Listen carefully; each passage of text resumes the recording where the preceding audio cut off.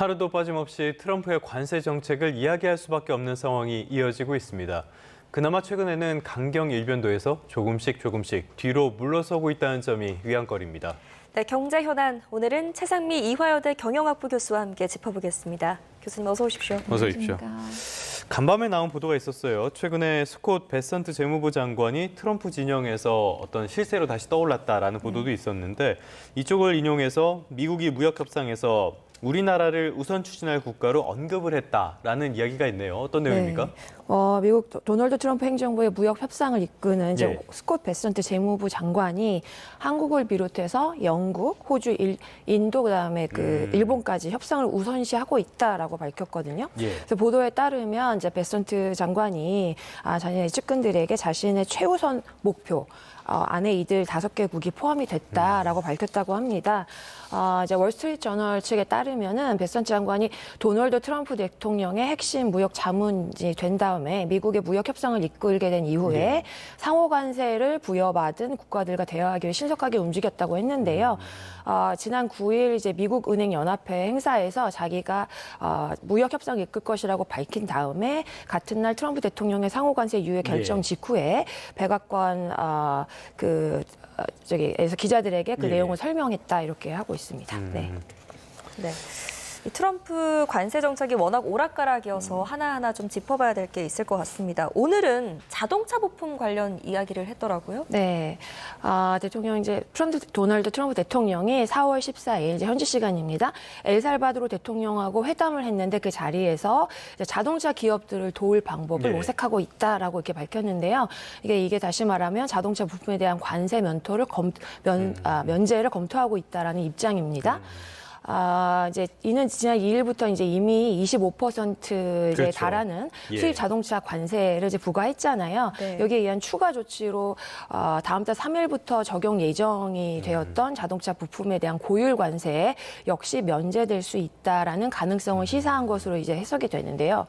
배경을 보시면은 미국 내 생산 기지 전환을 추진 중인 이제 그 자동차 기업들이 공장을 이전하고 그 다음에 공급망을 재편하는 데 있어서 좀 시간이 걸리니까 그렇죠. 이 부분을 좀 반영하겠다 이렇게 이해가 되고 있습니다. 네. 알겠습니다. 저는 간밤에 이 소식을 보고 나서 너무 상식적이어서 깜짝 놀랄 정도였는데 최근 들어서 트럼프가 유연성이라는 말을 많이 강조를 하는 것 같습니다. 이게 유연한 건지 오락가락하는 건지는 잘 판단이 안 서지만은 새로운 관세 정책이 다음 주에 나올 것이다라고 이야기를 했는데 이 부분에도 유연성이 들어가게 될까요? 전망 어떻게 보고 계십니까? 그렇죠. 이번에도 이제 트럼프 대통령 특유의 굉장히 전략적인 모호성이 또 다시 등장했다 이렇게 보이는데요. 보면 이제 저번에 애플 제품이나 스마트폰 또 관세 예외 대상이 될 수 있느냐라는 질문에 마음 안 바꿨지만 매우 유연한 사람이다 이렇게 대답을 했잖아요. 그래서 이에 연장선으로 향후 발표하게 될 반도체 관세 정책이 이제 완전한 고율 일괄부과 형식이 아니고 또 품목벌이나 아니면 국가별로 약간 차등 조정될 가능성이 있다 이렇게 시사한 것으로 보이고요. 특히 스마트폰이나 태블릿, 노트북 같은 소비자 전용 전자기기는 굉장히 미국 소비자 물가에 직접적인 영향을 주게 되거든요. 그래서 중간 선거나 또는 대선 국면에 있어서 이제 트럼프 대통령이 강경한 대외 메시지 또 이와 더불어서 국내 유권자에게 부담을 최소화하는 이 사이에서 줄타기를 하고 있다 이렇게 보여지는 것 같습니다. 네. 이 트럼프의 행보가 좀 강경 기조에서 완화된 모습을 통해서 보면 어쨌든 우리 기업에 좀 숨통이 트인다고 볼 수 있습니까? 어떻게 보세요? 네, 저는 이제 그렇게 맞다고 해석이 되는데요. 트럼프 대통령이 이제 유연한 태도를 보이는 게 한국 기업들에게는 일단 장기적인 아니지만 숨통을 틔우는 조치다 이렇게 해석이 되거든요.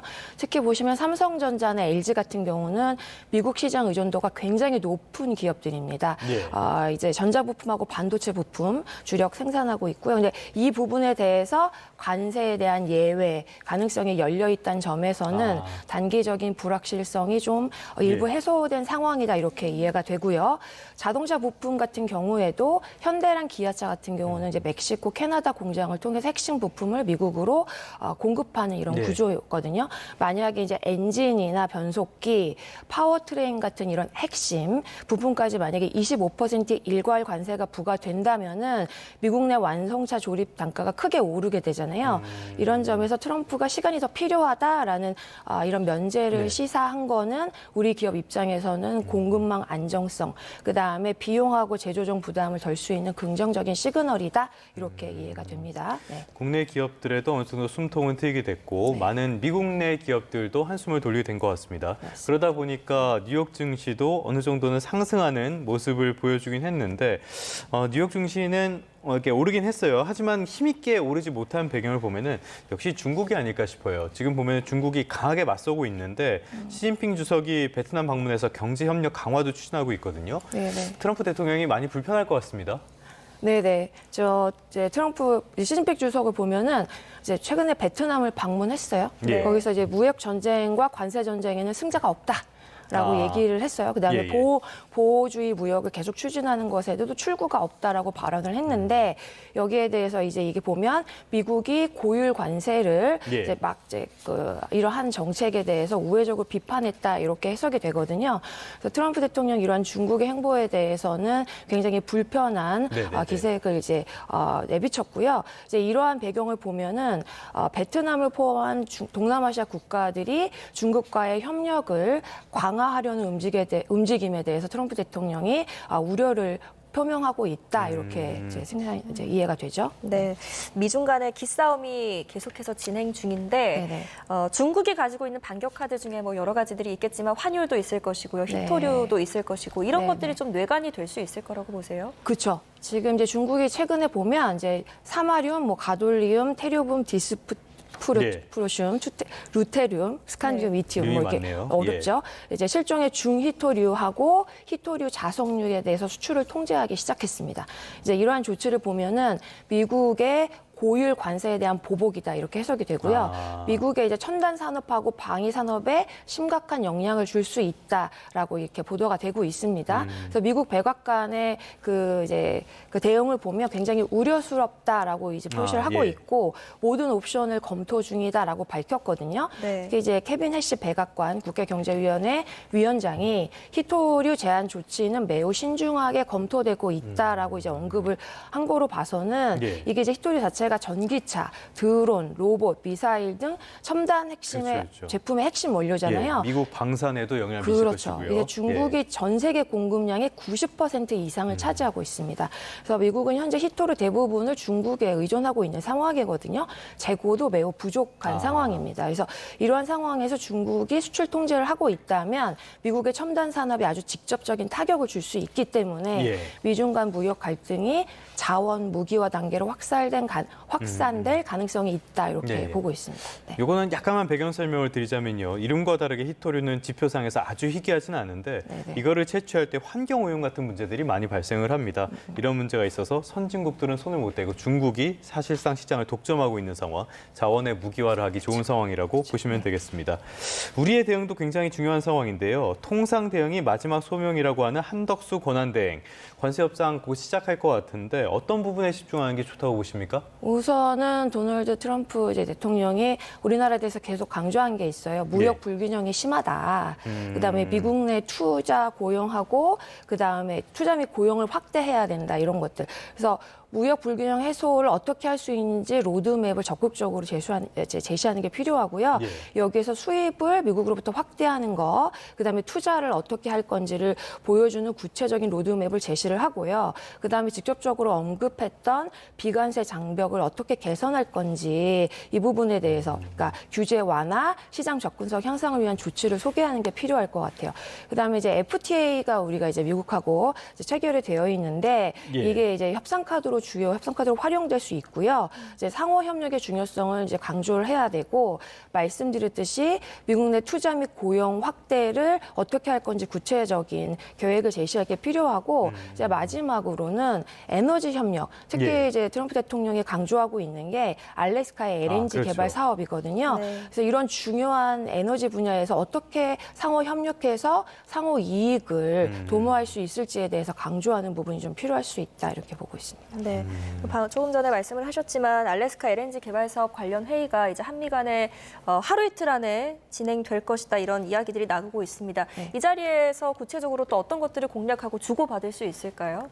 이제 보시면 알래스카 LNG 개발 사업이 엄청난 예산이 필요하다고 합니다. 약 1,300km의 가스관하고 액화 터미널을 건설을 해야 되고요. 예. 투자 비용이 약 440억 달러, 아이고. 약 64조 원이거든요. 그래서 이 사업이 미국의 에너지 수출을 확대하고 무역 수지 개선을 위해서 이제 전략적으로 예. 이제 추진하는 프로젝트라고 이제 밝혔고요.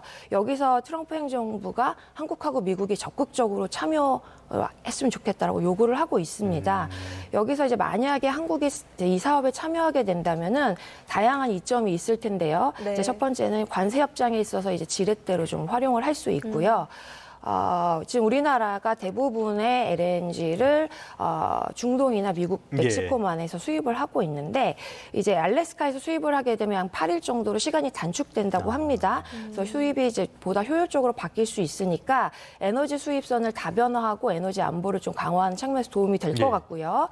산업계 측면에서도 가스관 건설도 해야 되고 액화 터미널 국축에 이제 필요한 철강제도 수출할 수 있고 LNG 운반선 등에서 한국의 철강 및 조선업계가 참여할 수 있는 기회가 또 이제 존재하고 있으니까 이 부분도 수혜가 될 수 있고 이제 결과적으로 이를 통해서 알래스카 LNG 산업 참여하게 되면은 단순하게 경제적 이익뿐만 아니고 한미 동맹도 강화할 수 있습니다. 그런데 이제 이러한 이런 이점도 예. 있지만은 리스크도 있는데 이게 굉장히 막대한 초기 투자 비용이 있고요. 네. 그다음에 알래스카의 환경이 매우 춥고 혹한 환경이기 때문에 기존의 엑손모빌이나 BP, 그쵸, 다 포기했죠. 예. 코노코 필리스 다 포기했잖아요. 그래서 이 부분을 이제 분석을 잘 해가지고 사업적 검토, 리스크 분석한 다음에 참여를 하는 게 필요할 것 같습니다. 네. 말씀해 주신 것처럼 성공하면 좋겠지만은 워낙 사업성이 불명확해서 많은 그렇죠. 고심이 필요해 보이긴 합니다. 네. 최상미 이화여자대학교 경영학부 교수와 함께 트럼프의 관세 정책을 둘러싼 다양한 경제 이슈들 진단해 봤습니다. 오늘 말씀 고맙습니다. 잘 들었습니다.